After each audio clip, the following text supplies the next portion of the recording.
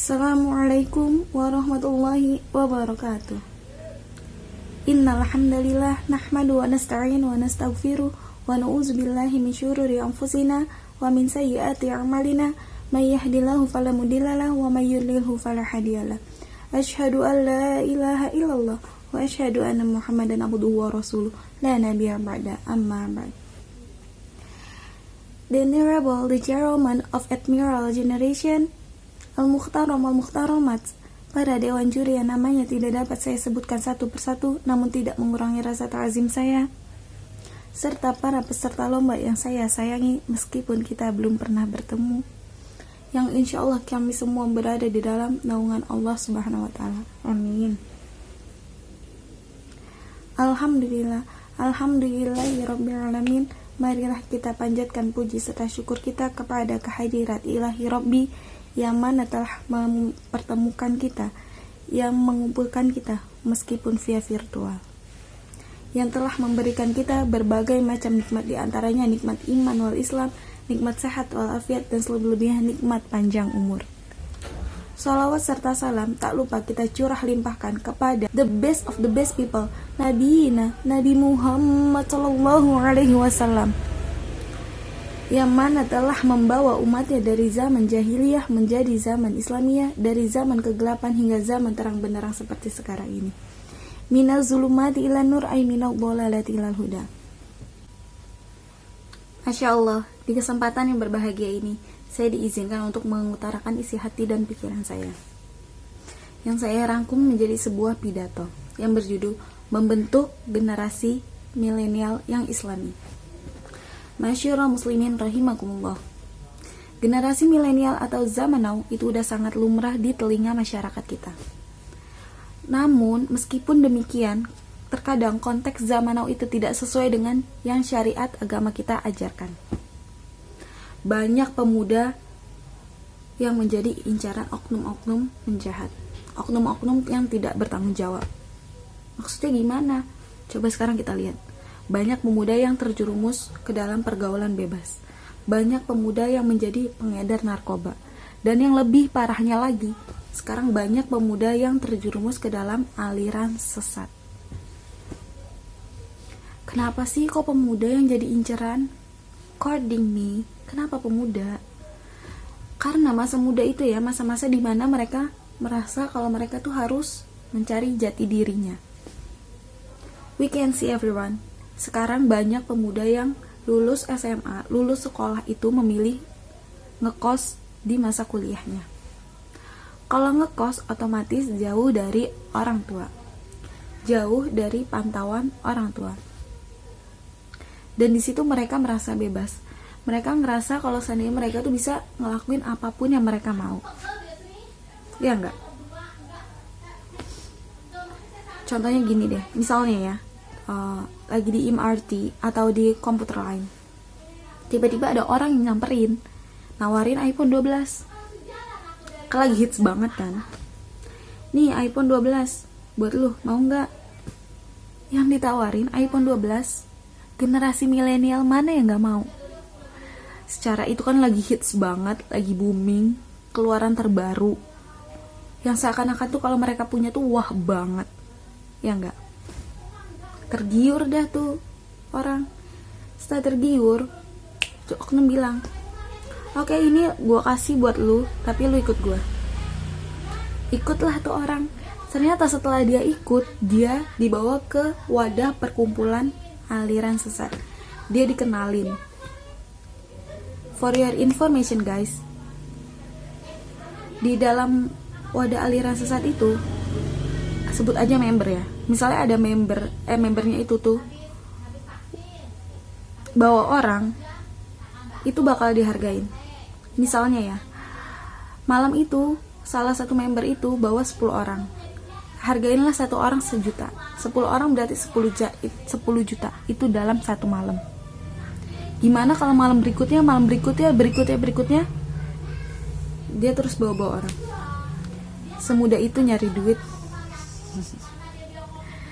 Generasi milenial mana yang gak tergiur cuman bawa orang dapat duit? Mereka mikirnya pendek, yang penting mereka punya HP yang wah. Terus mereka kehidupannya mewah. Followers Instagramnya banyak, setara dengan influencer. Mereka emang mikir dampak negatifnya di masa depannya gimana? Enggak. Mereka emang mikir impact negatifnya di masa tuanya gimana? Enggak. Yang penting saat itu mereka bahagia. Betul apa betul? Betul. Kenapa sih ya mereka banyak? Kenapa sih masih banyak pemuda yang kayak gitu? Karena pemuda itu nggak ada keyakinan yang ada di dalam dirinya, nggak ada iman di dalam dirinya. Ma'asyiral muslimin rahimakumullah. So that's why everyone, we are the young generation, harus punya benteng in our heart and in our self untuk membentengi diri kita suatu saat nanti, sekarang dan seterusnya. Gimana sih bentengnya? Gimana sih cara membentengi diri kita? Oke, aku bakal ngasih tahu beberapa mindset basic buat membentengi diri kita. First of all, yang pertama, kita harus selalu merasa diawasi oleh Allah Subhanahu wa Ta'ala. Kalau kita merasa diawasi oleh Allah, boro-boro mau nyolong, mau bohong aja susah. Ini bohong belum sampai mulut, baru di hati. Allah tahu. Allah ngawasin kita. Allah tahu segalanya. Nah lo, gimana? Yang kedua, menghindari lingkungan yang toksik atau lingkungan yang tidak sehat. Maksudnya gimana tuh? Kita harus pandai mencari teman di zaman sekarang ini. Bahkan di dalam kitab Ta'limut Ta'lim aja sudah jelaskan kalau kita itu harus mencari teman yang baik.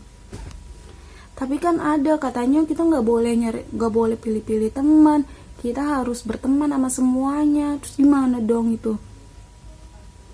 Itu salah. Everyone, kita kalau zaman sekarang nggak milih teman, hancur diri kita. Analoginya kayak gini. Misalnya ya, kita berteman sama ahli majelis, ahli Al-Quran, ahli sholat. Otomatis kita bakal terbawa ke dalam kebaikan tersebut. Kita akan pelan-pelan diri kita akan mengikutinya. Sebaliknya, kalau kita berteman dengan ahli klub, every night, setiap malam mereka pergi klub, atau pengedar narkoba, ganja, dan lain-lain, otomatis diri kita bakal terjerumus ke dalam hal tersebut. Terus itu berarti salah dong? Salah. Kita harus milih-milih teman. Yang benar itu, kita nggak boleh milih-milih untuk berbuat baik sama orang.